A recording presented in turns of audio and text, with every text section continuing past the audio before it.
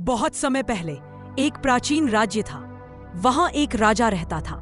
राजा शक्तिशाली था, धनवान था, लेकिन उसके भीतर एक दोष था। उसमें अहंकार बहुत था। उसे लगता था कि दुनिया की हर चीज उसी के आदेश से चलती है। उसे लगता था कि उसके ज्ञान से बड़ा ज्ञान किसी के पास नहीं। एक दिन एक साधु उसके दरबार में आया। राजा ने साधु से पूछा, सुना है तुम बहुत ज्ञानी हो, तो मुझे ये बताओ, दुनिया में सबसे महान कौन है? साधु मुस्कुराया और बहुत शांति से बोला, सबसे महान कर्म है। ना राजा, ना धन, ना शक्ति, कर्म ही मनुष्य को ऊंचा बनाता है। यह सुनते ही राजा क्रोधित हो गया। उसका अहंकार फूट पड़ा। राजा ने कहा, तुम मुझे उपदेश देने आए हो? मैं राजा हूं, मेरे बिना यहां कोई कुछ नहीं। साधु ने शांत स्वर में कहा, राजन, अहंकार विनाश का कारण है, इसे छोड़ दो। पर राजा ने उसकी बात नहीं मानी। उसने साधु को दरबार से निकलवा दिया। साधु ने जाते जाते कहा, ठीक है राजा, जब तुम्हें सत्य दिखाई देगा तब तुम मुझे ढूंढते हुए आओगे।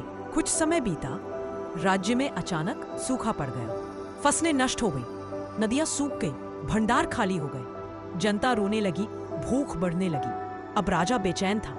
राजमहल की भव्यता अब व्यर्थ लग रही थी। उसे साधु की बात याद आई। उसका सिर झुक गया, अहंकार टूट चुका था। वह साधु को खोजते हुए जंगल में गया। साधु एक पुराने बरगद के पेड़ के नीचे ध्यान में बैठा हुआ था। राजा उसके चरणों में गिर पड़ा। मुझे क्षमा कर दीजिए, मैंने आपको अपमानित किया। मेरा अहंकार ही मेरा शत्रु था।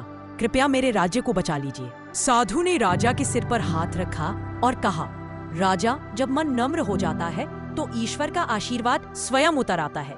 साधु ने अपना कमंडल उठाया और आकाश की ओर जल चढ़ाया।